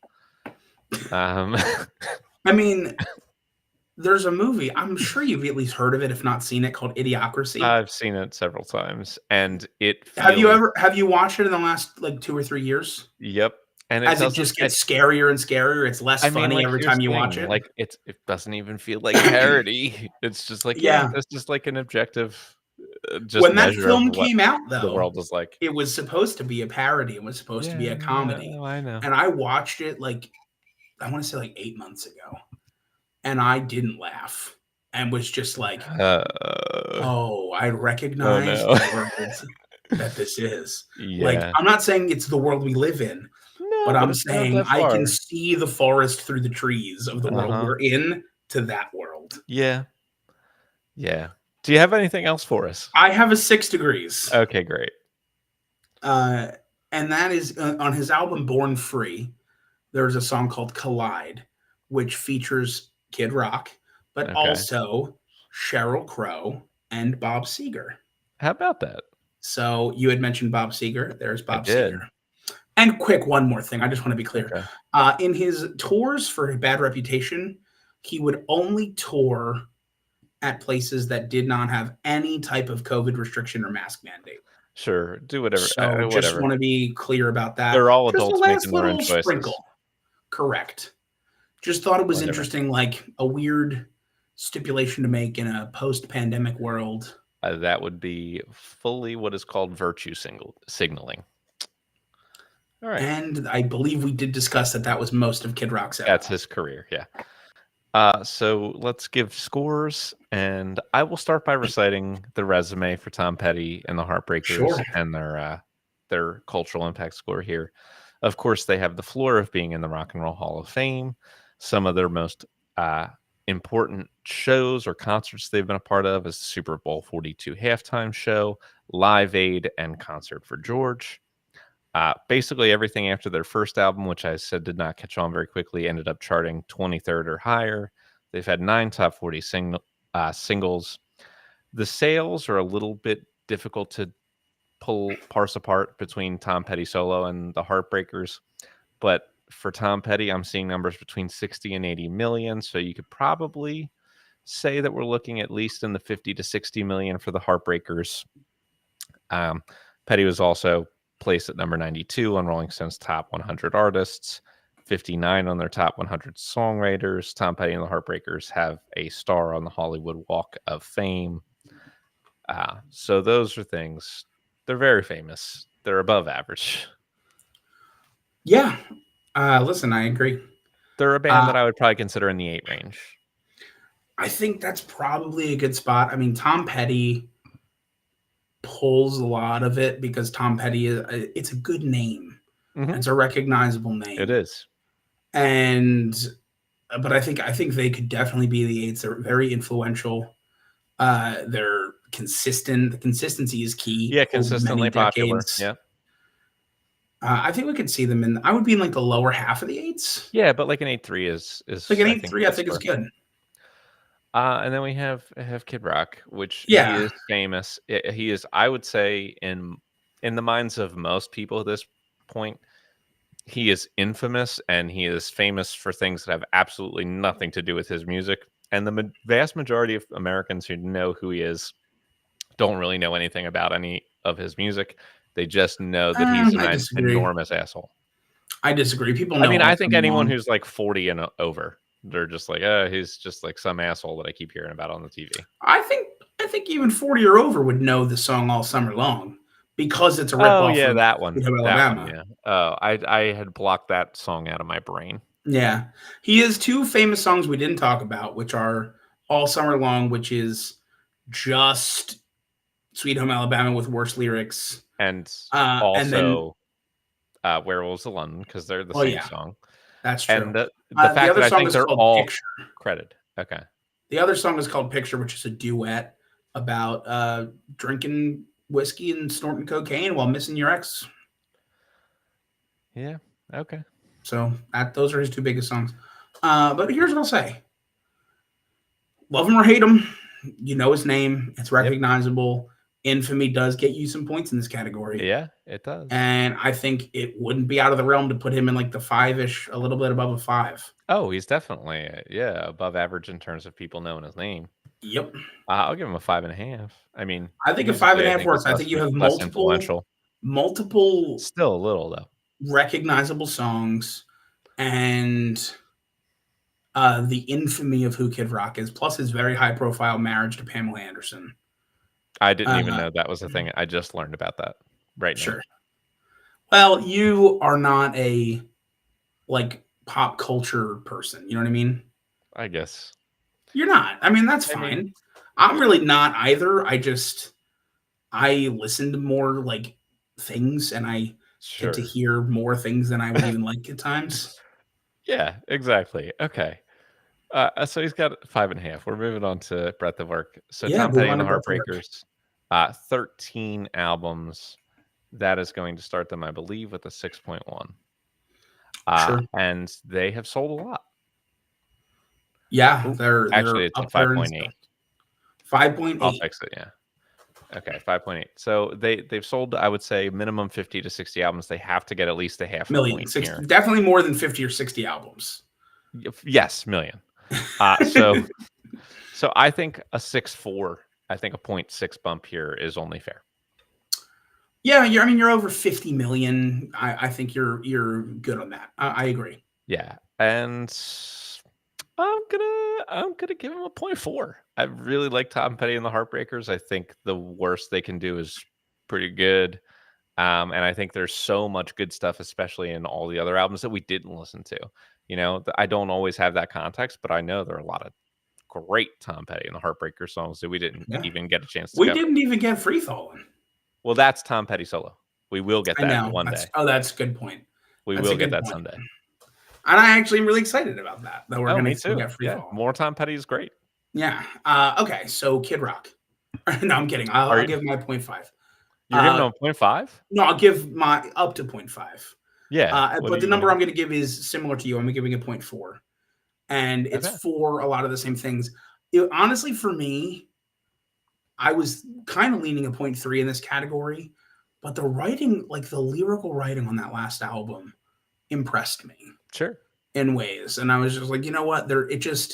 It's nice to hear that there was no complacency with Tom Petty and the Heartbreakers. Yeah, There's a lot of similarity in their music, but it never felt complacent. definitely. And they get a little bit of a 0.1 extra for me for that. Cool. So Kid Rock did have sales of 12 35 studio million albums and worldwide. roughly 35 million worldwide sales. So he starts at the same 5.8, but he gets a little bit less of the bump. Yeah. But it's still up to like 6.1 or 6.2, up to I think whichever a one you 6.1 is fair. And now I said I was going to make a declaration earlier. I'm making a declaration. For all of the listenable instrument aspect of it. Which was some on the third album. Well, that's what I'm going to talk about. I am officially making the call for every factor other than just like the plain Jane playing of the instruments. Bad Reputation is the worst album in the history of music. It's the furthest thing from art that you will ever hear. Yep. There is nothing further from what art is than what that album was. You know what's funny to me, Nick? Seriously? Go ahead. I would have almost been more angry if it was the same level of pandering bullshit, but for like political opinions I agreed with. Oh Because I God, would be yeah. like, you're talking down to me, like you're Yeah. making me Oh, like, we have had artists like say things that, like, vague or broad things that I would generally agree with for, but I'm just like, yeah, you're writing about something that I would normally agree with you on, but you're not writing well. So like that doesn't yeah, help. and you're writing it in a way where it feels fake. It feels like you don't believe what Yeah. you're saying. Yeah, I don't give points for agreeing with me Yeah, badly. right. I agree. Or disagreeing with me well. But yeah. No, I'm kidding. If you disagree with me well, I'll give you Yeah. points. Okay, so all that's to say this, I'm taking the full point 5.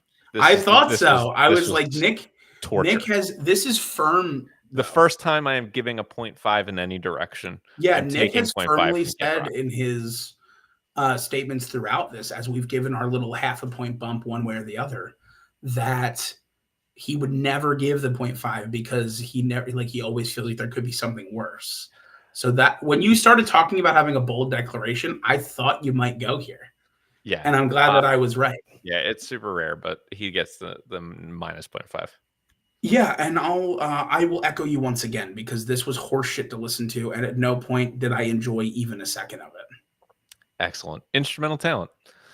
Tom Petty and the Heartbreakers are a band to me in definitely maybe the high fives. It's above Yeah, average. Everyone, they gel really well. They play really great parts, and maybe they're not like blowing your socks off, but they're all very good. here's what I'm going to say. I agree with you, and what I'm going to do, I think, for the benefit of fairness, is I will neither give nor take any points for Tom Petty's voice. Okay, I yeah, that's think fair. it's very unique. Whether I or think not that's you totally like or fair. dislike his voice, I think it is too out there, Sure. and I I will would give this judge. band a 5.8. And I love that. I think I agree with you on that. Kid Rock, I will give a lesser score to. So hold on now. I want to be clear. So Kid Rock claims to be able to play every instrument that has been used on his records. Okay. Just want to be clear. So he is claiming to be a proficient musician in a number of instruments. Obviously Okay. claims to be able to sing, claims to be able to play the guitar, but we could also he claims to be able to then play the piano, the Okay. Let bass, me let me put let me put this here. Let me put this out into the the universe. organ, So for personnel, if you look at the listed personnel on his most recent album and where he's listed for everything, the drums, guitar, saxophone. keyboards, background vocals, organ, if you then look at the additional personnel, he's listed as a background vocalist, but so are 15 other people. He's listed Mm-hmm. as playing drums on this album, but there are also 6 other drummers who are Yep. credited with playing drums on this album. He's credited with playing guitar on this album, but there are like 9 other guitarists, maybe 10. He says that he plays the keyboards on this album. There are 5 other people credited with playing keyboards and organs on this album. Like, does he go in and like puts like a little kindergartner on the refrigerator organ track on the song? They're like, "Oh, good job, Kid Rock, you're so good." And then the real studio musicians come in and actually play the part, and he goes back and is like, It "Yeah, is man, I was weird, killing right? it." I do find it weird that two things I are don't on believe this. him. You know what? He's so disingenuous. He lies about every other aspect of his personality, so I think he's lying about playing instruments. I don't think he The can do it. thing Fuck that's him. the thing that's so weird to me is that he's only credited as background vocals on this album. There is no credited lead vocalist on this Yeah, album. that's well, I don't even know what That's to just make of that. strange to It me. is Like, what is strange. that? But look, the important thing is I've made my case as to why I'm not giving him credit for being good at all these other instruments. I'm giving him a below No, average I don't score, and I believe don't it care for what you say. 1 second. I don't believe it Yeah. for 1 second. I just wanted to voice that he said that. Yeah, That's and something good for that Kid him. Rock did to speak into the world. Look, it's a below average score. I'm not going to give him a 1 or anything, but what do you think he deserves? As I guess primarily a vocalist, or maybe like who puts in maybe like a little strum of acoustic guitar here and there that doesn't get I fully mean, mixed I out. felt I feel like the other thing we got to talk about is on the first two albums we listened to, like the backing beats felt generic or taken from other Sure. works. Yeah. The like nothing felt particularly great, and the rapping, the flow wasn't good. So like on two of these albums, we're talking about somebody who just kind of wasn't doing well with their stuff. And on the last Sure. album, subject matter aside, it was the most musical, but his I'm not contribution is trusting. questionable. I'm questioning it. And I will say that it's there were moments on here where I thought he could sing, Yeah. but even that was not. I mean, I would the singing on this album at best I would give like a 5 range, Sure. and with all the other question marks, I'm probably like the threes. Yep. Like not a high 3 either. No, like a 3-2. Yep. 3-2 sounds good. And Songwriting. that number gets significantly worse for Kid Rock because we're going to talk well about Tom Yeah. Petty's songwriting. I want to get this out of the way. Oh, okay, sure. The I'm super songwriting, low on it. I think it's so the inauthentic and songwriting is bland. it's so disingenuous the whole way through. It feels so generic the whole way through. I don't hear like moments to me. There was a reviewer that did talk about this on one of his other albums where the review came in and it just said like I think that people give it credit, his work, particularly Devil Mhm. Without a Cause, for kind of pushing the new metal-ish rap metal Yeah. range. And people are just like, the review that came in, I'm trying to recall exactly who said it because it's, I want to be clear here. Mhm. Uh Pitchfork, somebody from Pitchfork gave it a Okay. 1.3 out of 10, saying it combines rap with metal, but this combination's already been done a million times. And in each case, the result was better than this. You Like, know? and that's just what it is. Like, why would I listen to this when I could listen to almost any other rapper new metal, which we've Mhm. discussed on the show previously, which was done better? Yeah, And we which had we didn't problems even with it, think it but it was was good. done Yeah. better. I thought the Pitchfork rating was right on. Yeah. 1.3 out of 10. I love it. 1.3 is great. Songwriting. This is above average for Tom Petty and the Tom Heartbreakers. Petty, yes, for sure. I think I gave them their greatest compliment when we talked about their first album, which is they feel like the quintessential rock and roll band while at the same time carving out what is, I think, like a very unique and recognizably them sound in every song. Yeah. That's a hard quality to like fully quantify, but it's a great one to have. And Petty was, of course, named 59th on the greatest songwriters of all time list by Rolling Stone. Like we're definitely above average here. We're definitely above average. I think uh, this is a number that I would be putting for me in like the sevens. Okay. I could, I was gonna say like maybe in the sixes somewhere, but I could have gone to the sevens. Like I could meet yeah, I'm in the around a lower 7. sevens Yeah. for me personally, and we can maybe end up at a 7 if Yeah, I that's think what that we would want. be I just think that the distinctiveness and the enduring success, I think, is a big part of it. Like mhm. he's writing songs with success over multiple decades, Oh yeah. and I think that that's interesting because even artists that we love, they're not necessarily pumping out hits decades and decades apart. A Sure. lot of them have their sweet spot Yeah. and then are successful. Like, I mean, if you look at somebody like Billy Joel, Mhm. incredibly successful in his time, still tours to sold out crowds. One of the, like, he's very well known for having the record for the most sellouts at Madison Square Garden. He constantly For tours. now. For now. I mean, it's very close. I You know. know who's coming for him. No, nobody will beat him because he'll just start touring Fish again. is coming. Fish is Yeah. coming. It's Fish. Fish could very well retire with that record. And they very well might, but with the prolific touring rate of Billy Joel, Sure. I'm sure he still has another 40 or 50 to add to that. Yeah, it could be. I was going to say Fish does a lot of what they call the Baker's Dozen series, where they play 13 straight nights at Madison Square Garden without repeating a single song. See, that's cheating. They're cheating. They're cheating. I mean, if they're all sold out, they're all sold out. What can I tell you? I think Fish buys their own tickets. You heard it here first. A Now. great way to make money. Yeah. That's smart. If you buy your own tickets, you're always sold out. That's right. Okay. But again, just to look at Billy Joel real quick, Prolific Tour hasn't really written or released like a popular song since like the early 90s. Early 90s, yeah.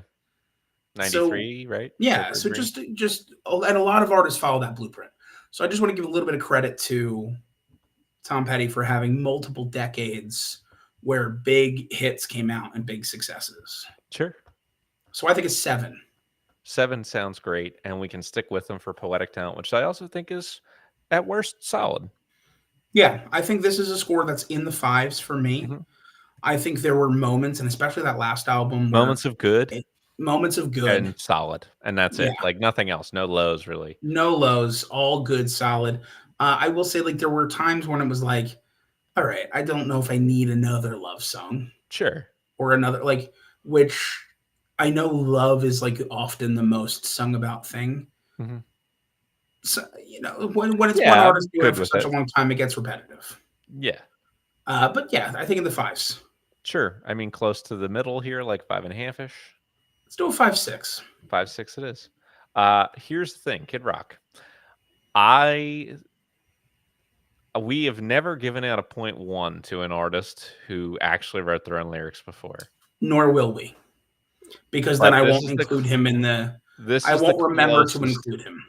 This is the closest we're ever going to come. Let me just... Yeah, for sure. So, I think one of the less dumb songs that he wrote, and this is crazy, one of the, I guess, less dumb songs on his final album was The Closer.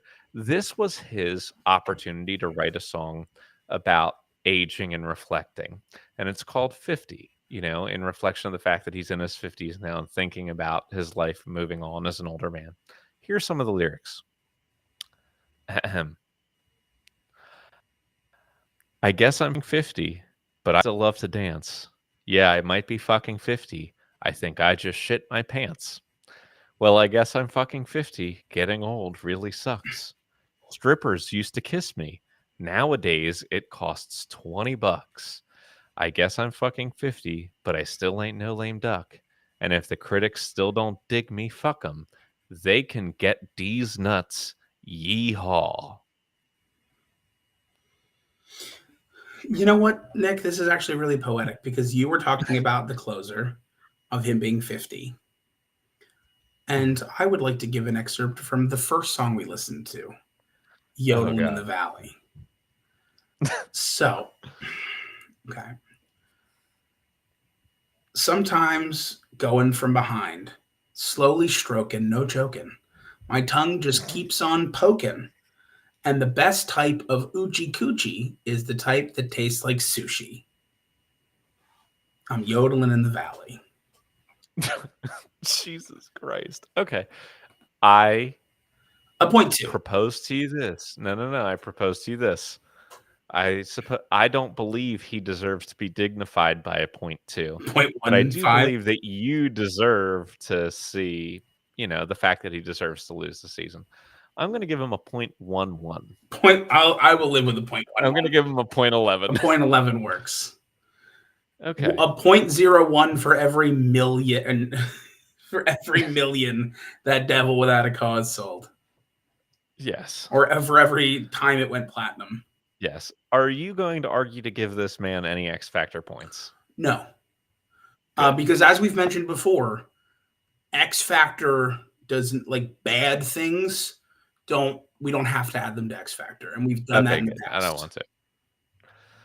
So for Tom and the Heartbreakers, I mean, there's the question of playing at Live Aid. There's playing a Super Bowl halftime show. And I would also say, I mean, they're often cited as one of the progenitors of Heartland rock, along with like Bruce Springsteen and like John Mellencamp. I don't necessarily hear that in the way that some of the other critics have mentioned it. I think Tom is right in saying he's not in that group, but he has been given some credit and influence from there. But go ahead. I want you to be careful, because if you're going to give any X Factor points for playing a Super Bowl halftime show, they both have. Yeah, but was Kid Rock like the main act, or was he like one of the featured guests? It was 2004. I don't remember. It was I the year don't know. before the Eagles were in it, and when the Eagles were in the Super Bowl was when football became real to me. Okay. Well, then Because I was a child. I understand. Let's see. The Super Bowl halftime. Oh, the 2004 Super Bowl halftime It show was was the Janet Jackson Nipplegate. one, right? Yeah, it was the Yeah. Janet Jackson Okay. one. So he was not the main. He showed up for like a bit part, not as the main. He Sure. wasn't like the headliner. I I just want to be clear. The headliners count. The non-headliners don't. Okay. That's an easy distinction to make, I think. If you are listed as the Super Bowl halftime show with so and so, if you're a surprise guest who comes on for one song and you're not listed that, then I'm not counting it for you. Depending on the iconic performance. Okay. Like if you're a Like if you guest who comes in fully and loose your nipple. that's true. I mean, that's true. Hashtag free the nipple.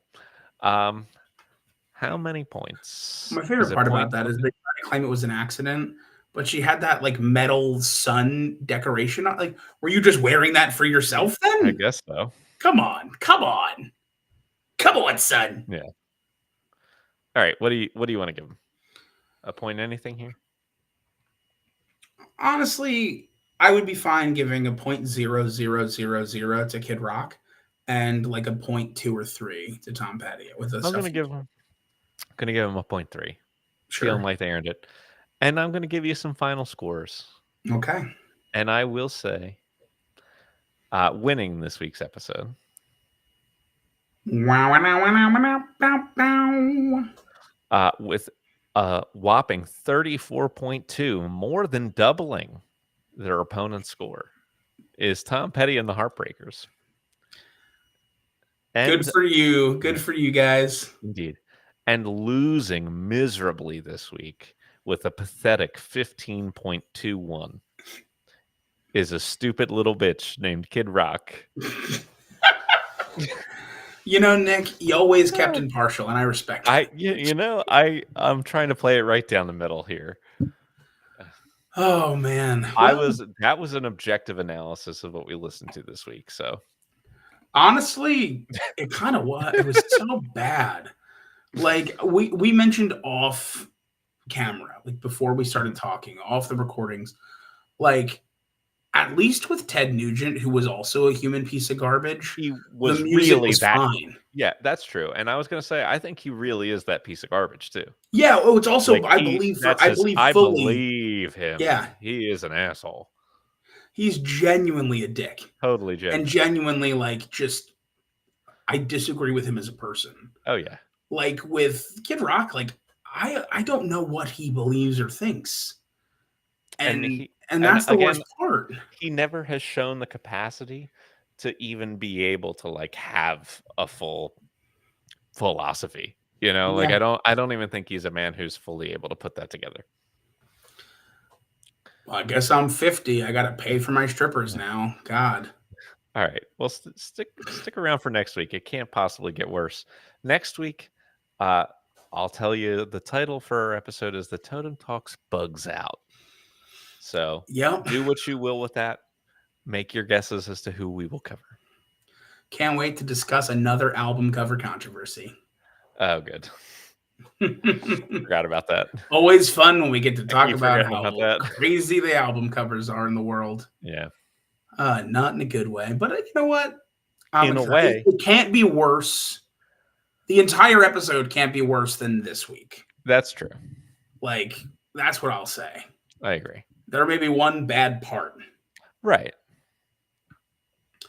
Wow. Oh, you know what? We've taken up a lot of your time. We have. Most of it just ranting against Kid Rock as an artist. So, in spite of the negativity, please try your best to avoid listening to Kid Rock so that you have a great day. Holy shit, I gotta pee.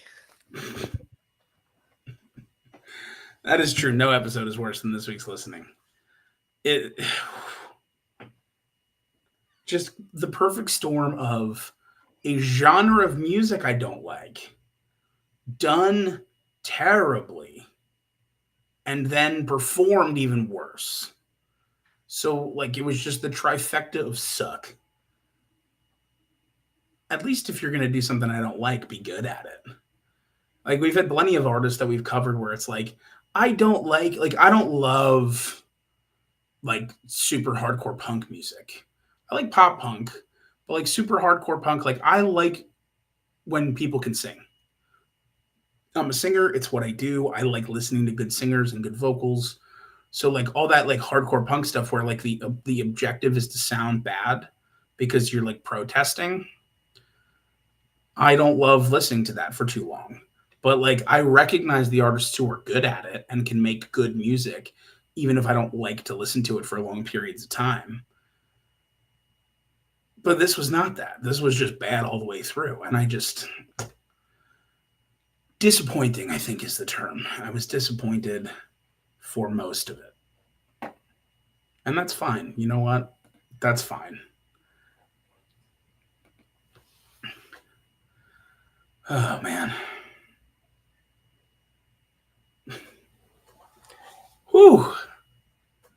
Honestly, I'll be honest. We were more positive about we were less negative, I'll say, than I expected. I expected more yelling on Nick's part, but I think if I had disagreed with him, he would have been mad enough to yell. And I almost wish I could have just to troll him, but I didn't have that in me. I didn't have the thought in me.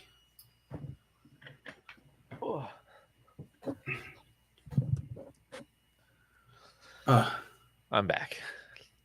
So yeah, Tom Petty did in fact heartbreak the child of Pebbles. The child of Pebbles? Yeah, Child Stone.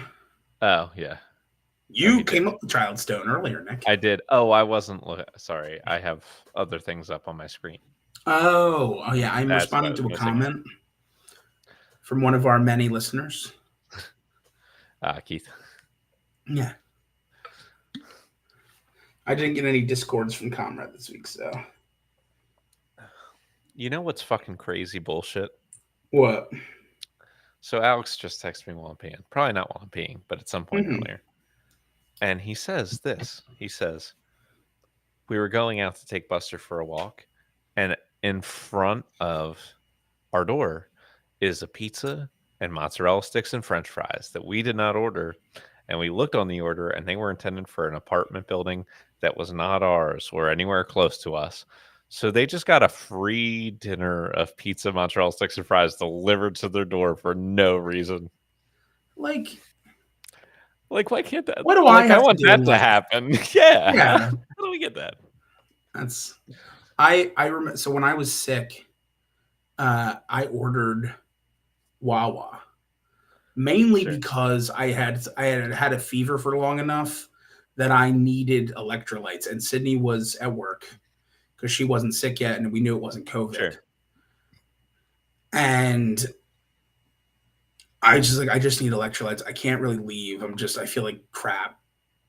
And they delivered it to just the wrong place. And I ordered 4 Gatorades. And I ordered 4 Gatorades and I think I ordered like a grilled cheese on white bread, just like something to input in my stomach. Yeah. And they just took a picture of it. And meanwhile, I have the instructions, this is my apartment number, this is my building number, boom, boom, boom. I have the address, and then in my notes I have it's this building number, this apartment number. Go ring the buzzer. We're good. And it's just a picture of building 6. I can see the 6 in the picture. And I go through the return process, and I'm chatting with the person. Yeah, Keith does remember this because I told Keith about this. I told, I'm in, and they're like, well, if it's the same complex, can't you just go get it? And I was like I'm not walking to the other side of my complex with the flu because you guys didn't deliver it to me. Right. It's not like I requested you to bring it to my door and you left it in the lobby. Yeah. You left it some other building nowhere near. It's some other building. Yeah, it's far. No way. And so they were like, okay, we can redeliver it. And I was like, yeah, redeliver it. Redeliver it to me. So somebody had a similar tale, but probably less fulfilling because it wasn't a pizza and mozzarella sticks. It was just 4 Gatorades and a grilled and cheese. yeah.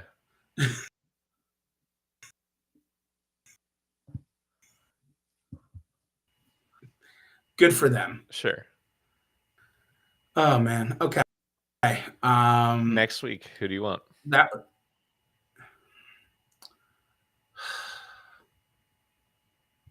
doesn't matter to me. I'll take Alien Air Force. You got him. I Why already not? know what my low light's gonna be. Yeah, I know you do. I do think that's probably the worst one, right? It's got to be. The kid is like 10 years old on the cover of that. It's got to be the worst album cover of all time. It's got to be. Just like we listened to the worst album of all time this week by official decree. Yeah. It was so bad. Yeah, so bad.